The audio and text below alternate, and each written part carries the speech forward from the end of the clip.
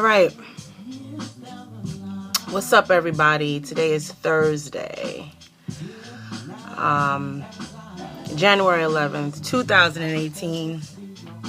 If you see smoke, I'm not burning it down. It's just some incense.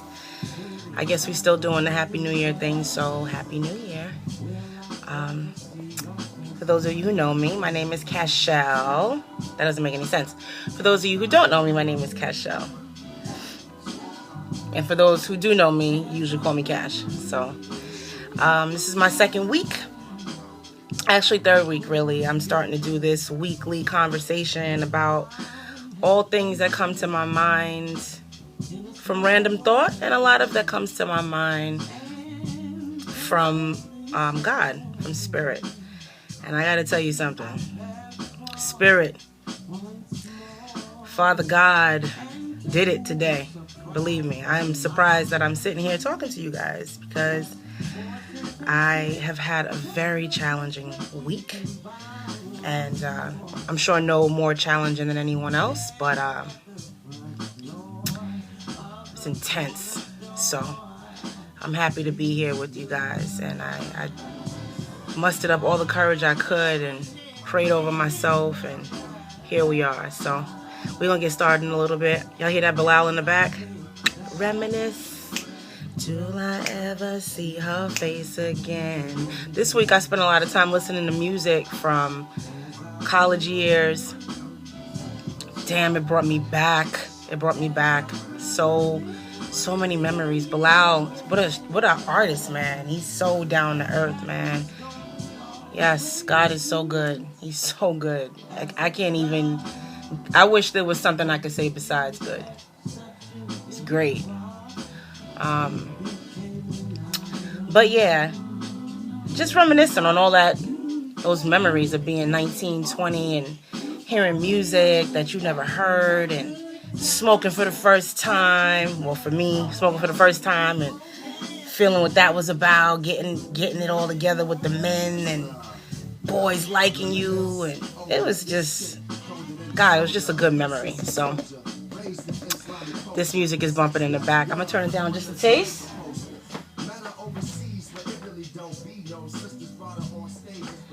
So last week, I'm going to do the best I can and make this about 25, 30 minutes.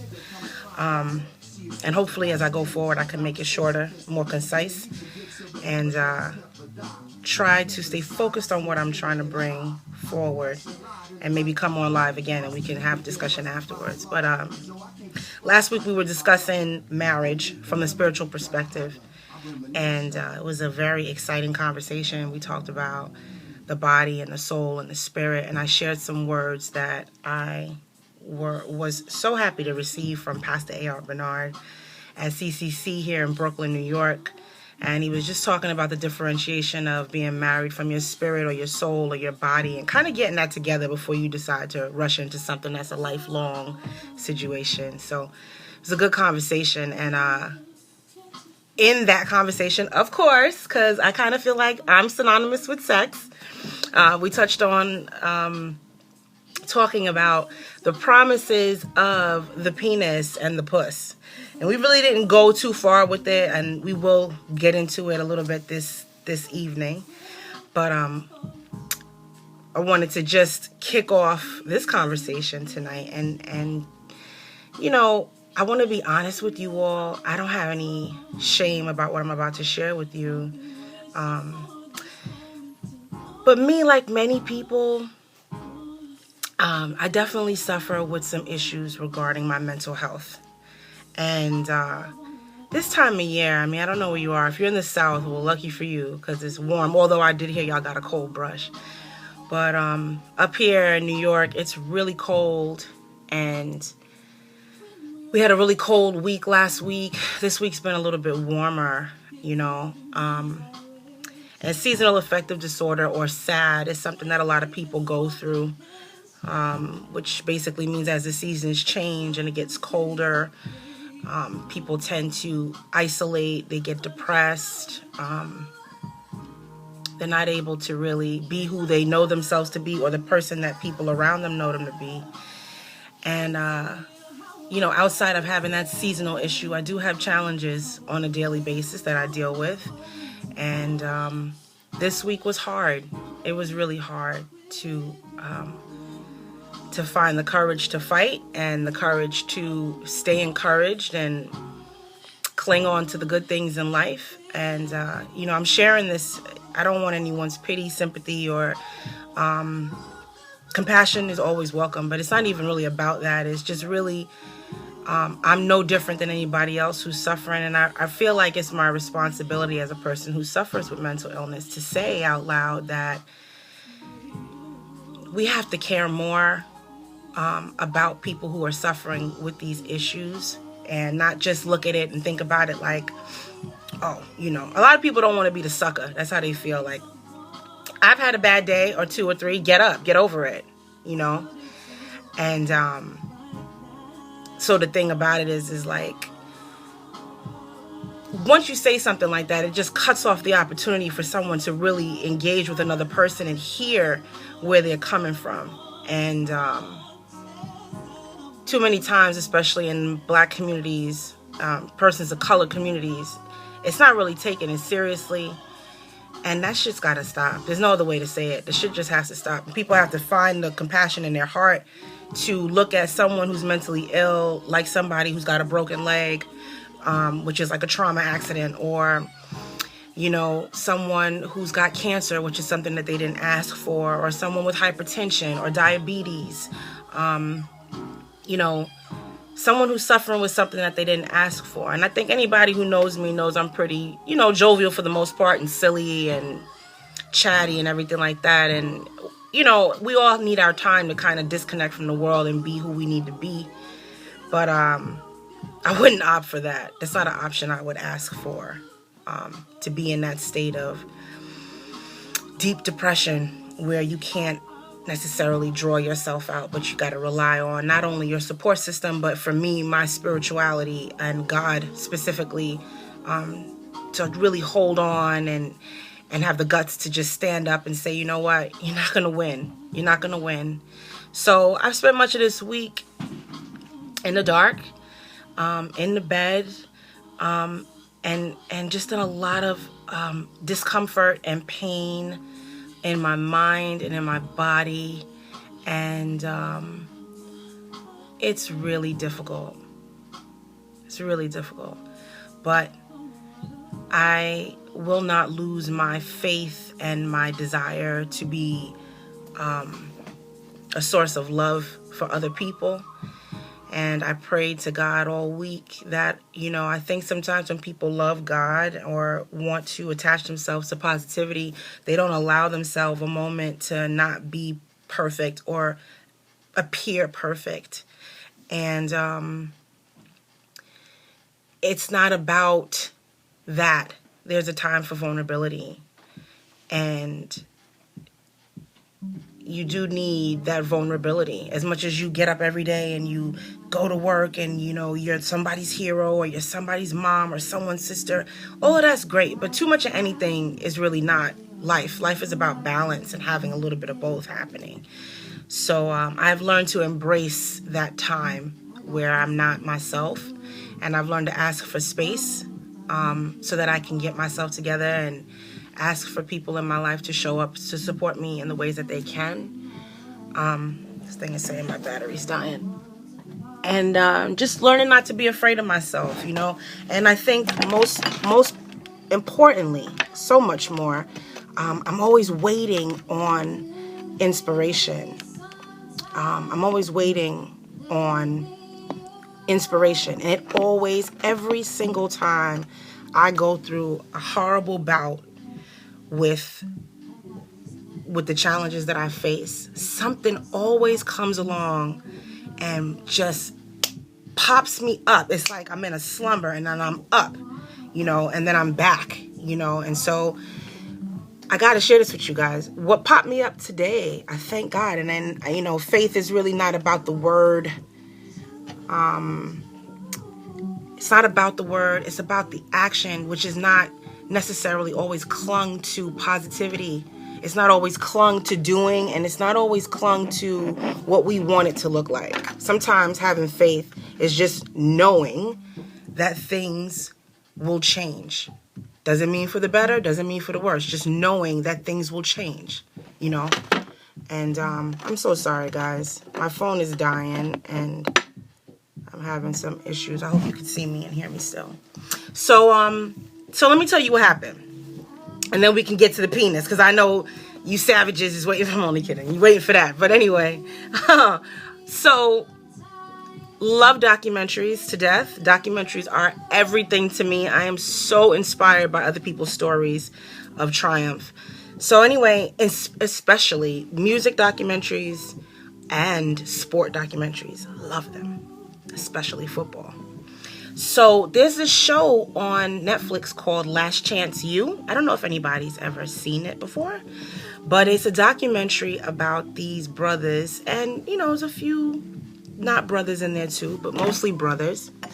And basically they have all been in college at some D1 schools and Division I schools, and because of complications with their behavior or the law or their past or their attitude or whatever the case may be, they've been ejected from the schools, expelled, suspended, or asked not to return. And so you have these colleges, I feel like it's called Junco, maybe that's the area or the system by which it's almost like a rehab. They're community colleges, and they kind of get you focused on your grades and get you focused on just working and practicing your craft of football and getting you prepared to be seen by recruiters who will come and take you into another school, a D1 school where you can get seen and then potentially go to the NFL.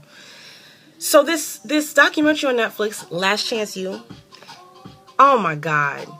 I mean, the tenacity, the fight, the vigor, the testosterone, the teamwork, the sweat, the pulse, the patience. I mean, as a dance therapist or someone with a dance therapy degree, you know, we work on working in the moment. We work on working with our bodies, on working with what's available to us and maximizing that to the point where you can feel it from your head to your toes in relationship to other people. And sports tends to have that kind of vibe to it with some other extras. But you know, just seeing all these young men who with a dream, who come from challenging circumstances, be supported by people who would have never known they'd be supporting them, you know, had someone ask them. And watching them come to the point where their dreams come to fruition and seeing them on that practice field every day and pushing and punching through. And damn, it was good. It was good. I'm lit. I'm on the second season.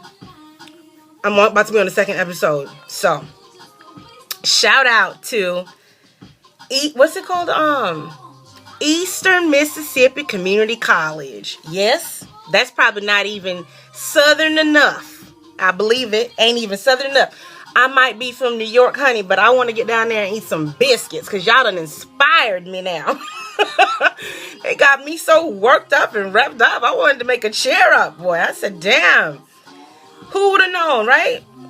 Some brothers from Junco got me up out of my bed and got me to a point where I was like, all right, you know what? Shit, I can do this. I can do this. I can do this. I can do this. I can do this. I can do this. Let me run this play. 4 down and 1. Don't know what that means yet, but I know a ball is coming. Hopefully, too. So, anyway, that's what it was. So, I'm just sharing that, right? I'm just sharing that to say, you know, try and find some compassion in your heart. You never know. Sometimes a person who did some foul shit to you in a grocery store, at your job, you know, you looking at them like, what the hell is wrong with you? But you don't know what they're going through. How do you know they don't see 3 of you? You don't know if they're going through hallucinations. You don't know if they're having a psychotic break. You don't know what they're going through, you know, and it's not something that you can see. So just try and have some compassion, especially this time of year, and try and be of support. Sometimes when people are suffering with mental health issues, they don't always know how to ask for help, you know, and sometimes just sitting with someone, literally just sitting there and not saying anything is doing everything. So, you know, that's my rant on that. And shameless plug, this is the reason why I created the Cash Cabaret, which hopefully will be back in May. which is a variety art show to support mental health awareness. So you will get an ear and a mouthful of that very soon. All right. So after this commercial break, which is me turning down the music, don't try to look at my backside. You guys see enough of that on the regular. All right. Yes, Lisa, let's make a cheer together, girl. I'm just hoping at the end of the chair, you know what is available. Which, on another note, and this will lead us into the penis. Well, man, I was looking at these young men and I said to myself, do black men know how beautiful they are?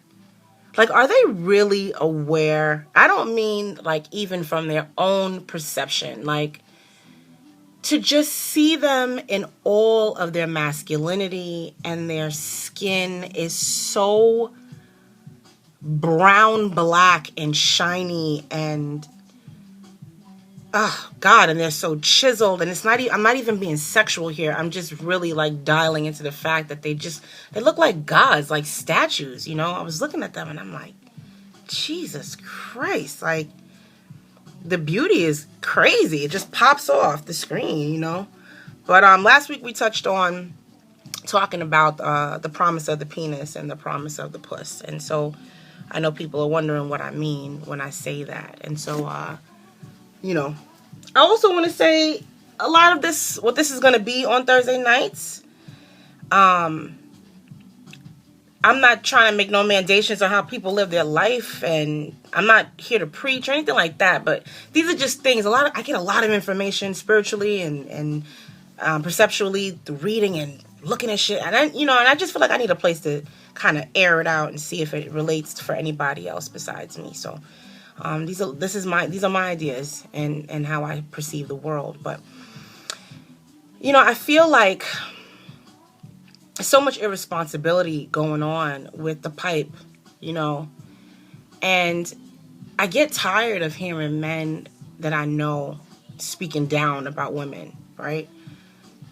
It's like what she's not and what she doesn't do and what she ain't and how she could be better. And at some point it just starts to be like, is it a woman that you want to be with? And, I'm not being offensive here, but how can they be so terrible yet still so sought after? And I guess it works the same way in reverse too, right? So there's a lot of women like, men ain't shit and men ain't this and men ain't that. And I think a lot of the conflict that happens with that has to do with,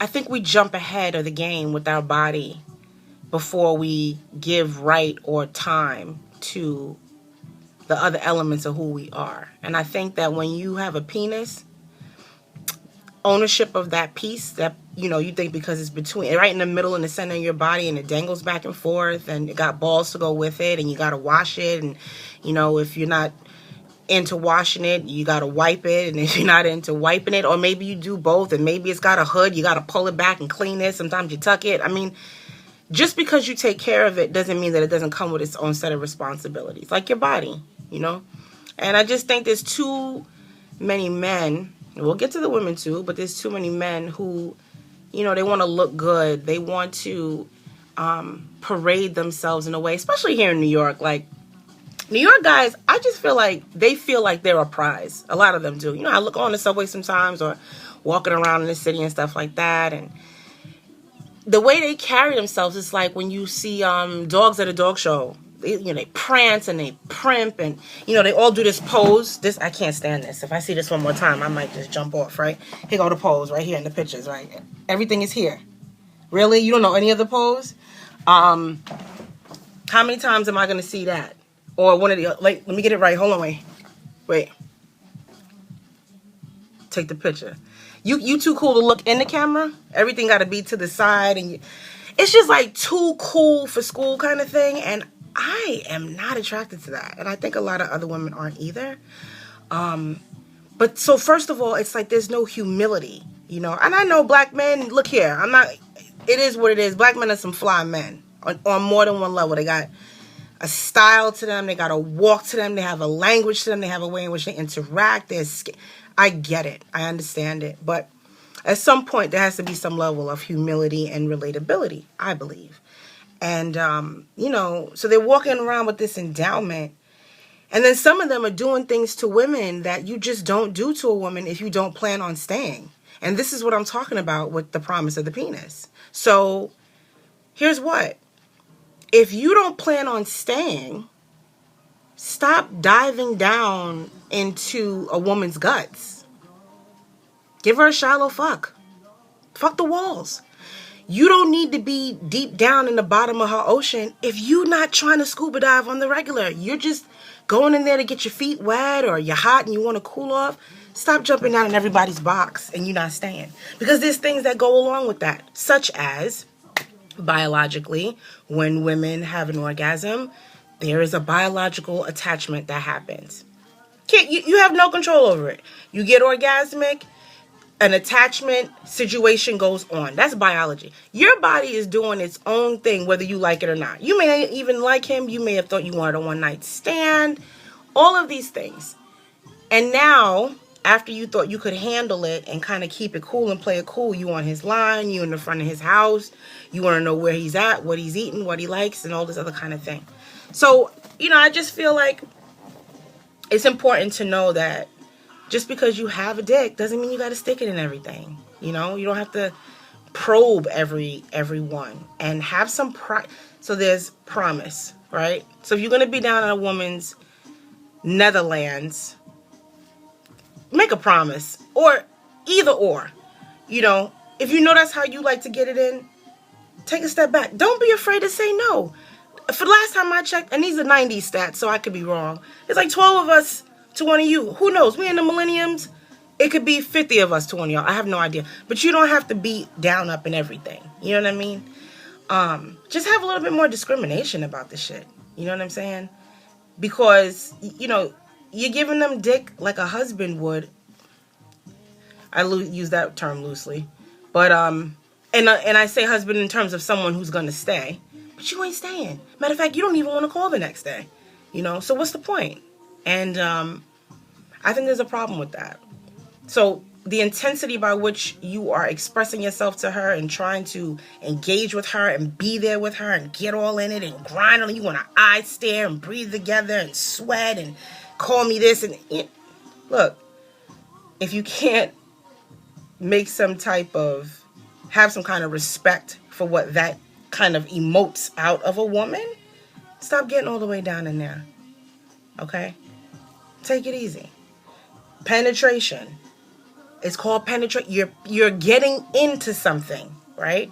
It's not called like, can you come in? It's not like ding dong, can you come? No, it's something that penetrates doesn't even give a shit about the boundary and the barrier. That's how powerful your wood is. You don't even care. Even if you did, you don't even care. It's going in for it. And that has an effect, And I think on the flip side, I think women need to learn to be more discriminating about that biological promise that goes on that you can't control, that you have an orgasmic biological response to being penetrated, whereas that makes you more attached. Like, hello, then what you laying down, busting it open with everybody for? Now you a mess. You're not even attached to yourself that tight. You more wrapped up on something that penetrated you than you are in yourself. Something's wrong with that. Not judging. I've been there. Had to grow out of it. So, yeah, that piece where, you got to think a little bit longer. Like, prioritize. Like, what's really important here? Have some pride in the penis. It don't have to go. Everyone don't got to sit on your dick. Everyone doesn't have to sit on your dick. Matter of fact, I don't know. I don't know what goes on with you men in the locker room. I try to be. I'm a guy's girl. I love sitting around with the boys and the fellas and chatting and all that. Can't drink beer anymore, so I'll drink juice. But I like to be in the know of things. So, I hear how men talk and stuff like that. And, look, the socialization of men being able to objectify women, I think it's like two systems that's going on here. So you don't want to be objectified. They're subliminally taught or forcefully taught to objectify. That's a conflict within itself. You don't want it. They've been taught to do it. How does that even go together? Like, this is plain old, this is not even PQ math. whatever the hell that was. You remember with the P and the Q and whatever. We're not even getting that far. This is nice and simple. This is, how does that go together? You don't want to be treated like a piece of meat. Subconsciously or forcefully, they're being taught to treat women like a piece of meat. That sounds like, to me, and if you can't treat me with some respect, I shouldn't be busting nothing open. And I've always said this. And I'm glad that in my young years, I'm actually living to see a piece of it lived out, right? I've always thought that women, if you want men to be different, you have to be different. They are never going to change on their own. You got to set that bar. You got to set that standard. And either they're going to get with it or they're not. But if all the women kind of set this standard, well, then they're going to, if they're still interested in women, they're going to have to follow suit. And like when you see going on with all the sexual harassment and the sexual deviance and assault and rape and all these kinds of things, the tone is now set. Shit is not appropriate. It's not. It's been not appropriate. I think I could probably go on the gram. We could all say me too. Absolutely. But until the system got to a spot where it was socially unacceptable, well, now, I don't know about you, but my interactions with men have been very interesting lately. They are way more conscious of what comes out of their mouth and conscious about saying, I didn't mean this or I didn't mean that or whatever, because women had to band together and say, like, this shit is enough already. You know what I mean? That doesn't change. That's no different than, to me, to relationships, to courting, to sex and relationships, to marriage. Collectively, as women, if we decide this is not going to work anymore, they don't have a choice if being in women is what they're into, okay? So I just feel like it goes both ways. Check out the promises that your body makes before you lay down, because you're running around with tools and you don't even know how to use them. You're completely misusing them. I'm going to leave you guys with this. This past week, I took this webinar, which was so dope. And the webinar talked about, shout out to Bucalini up in Harlem. I cut it myself though. It's a cute little sweatshirt that you know, is groovy. This dude, I don't know his name, but he has a brand called Bucalini, and he's out in Harlem. A lot of celebrities wear his stuff. They have sweatpants, hoodies, sweatshirts, all kinds of cool stuff. And these earrings are leather earrings from Tara's mom and sister. What are they called? I don't remember. But they're always at the African Street Festival. They're always at the Street Festival in Brooklyn at BAM also. So repping for some New York designers over here. What was I saying? Oh, the webinar. So, long and the short of it is, something that the host touched on was talking about how the Roman Empire and their sexual debauchery of a society had a really strong influence in merging itself and spreading itself outward. So a lot of the ideas of misogyny, objectification, oppression, sexism, pedophilia, rape, assault, those are all I can name for now. As crazy as this sounds, comes from all the way back then. And it's essentially a defilement of yourself. Like, the idea then was about defiling. It was about white patriarchy then. This is not new stuff. This is what colonialism and imperialism is all about. This is not new, right? So that white supremacy, that white patriarchal system, it's a system of thinking, is at play now, even when you talk about sexuality. Okay? And you got to kind of say to yourself, like, damn, how does that even look right now? Like, how does that even present itself? And so a lot of what went on in that time period had to do with, you know, making sure women were under your foot and not giving them permission to do X, Y, and Z, which I find to be hilarious when I look at our government, who loves to point their fingers at Muslim people and their lifestyle. But is it really so different? I don't think so. Maybe one is more visual and one is more subversive, but I think it's very similar in the extremist perspective. I'm not speaking of all Muslim people. I'm talking about in the extremist perspective, where women are being disrespected and defiled and treated like less than. And I really feel like, you know, I've met people before and they say to me like, oh, you're a feminist and this and that. And, you know, after doing my own research into feminism and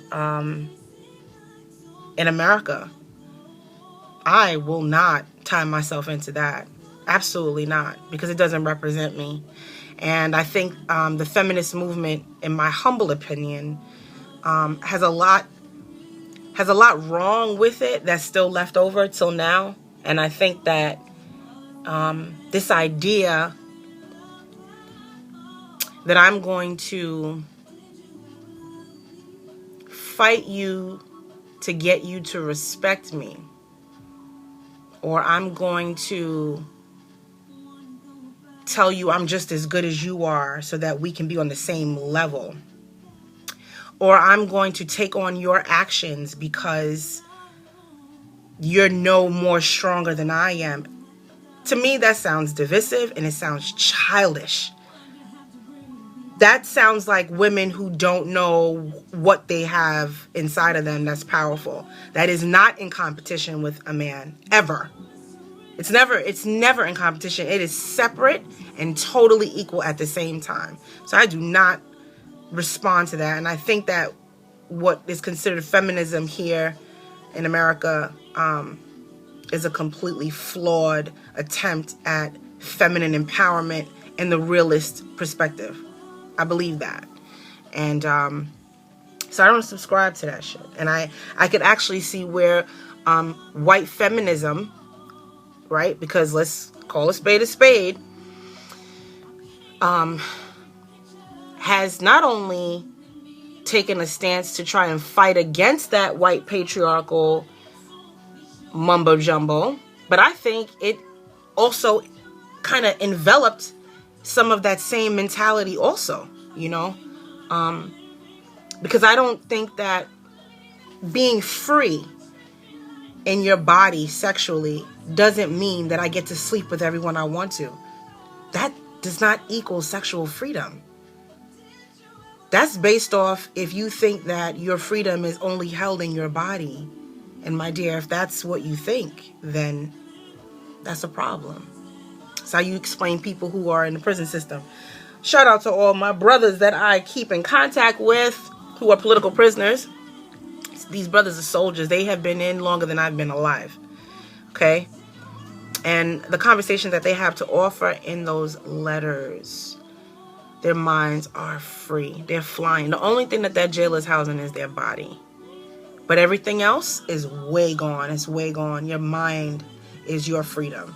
Your soul, your heart, your spirit is your freedom. This ain't your freedom. It has an ending time. It doesn't have a forever stamp on it. All right? So learning that shifted my mentality where it relates to sex. And we can, you know, we'll delve in. Now I'm 4 minutes over. We'll go further as we go along. I promise you this weekly thing is going to get better, and I'm going to get better at it and all of that. And but yeah, so just to recap, lend a hand or show some love. Take care of yourselves at this time. Be gentle with yourself. Say a kind word to someone even if you don't have to, because you don't know what they're going through. And mental illness is something that we all have to learn to respect for what it is as an illness, and know that people are all suffering with something. Sometimes we can see it and sometimes we can't, but it doesn't mean that it's not there. And so look at this sharp right turn. And respect your penises and pussies. Wow, mental health, genitals.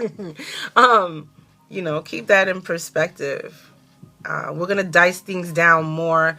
The more clear I get, the more organized I get, we'll talk more about these things. But ask yourself, honestly, also, if your sexual freedom is tied to thinking like, I can sleep with whoever I want. I could do whatever I want. Freedom has nothing to do with being able to do what you want. Freedom is about the choice to do what you want. That's all freedom is about. And it's a wonderful thing. It's a wonderful thing. Yes, Lisa, it is a mind-body connection, sis. It's wonderful for the choice. But if you're just living from one part of yourself, then when I'm free, I can do whatever I feel like it. Yeah, well, guess what?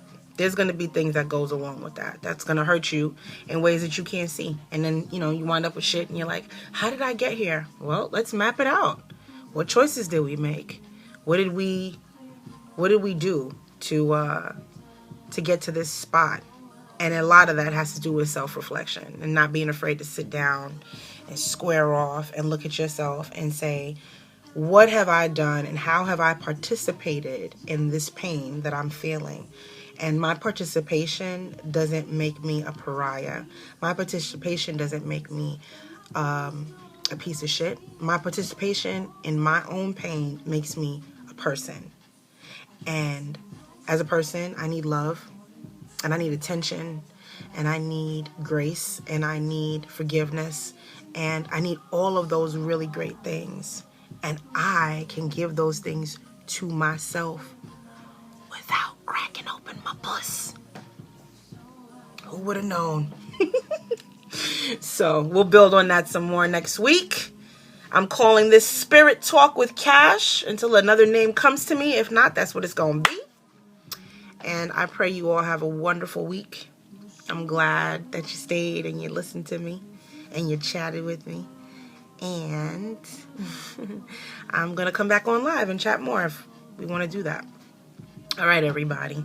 Stay warm, stay safe, stay blessed, and stay in charge of your genitals. Bye.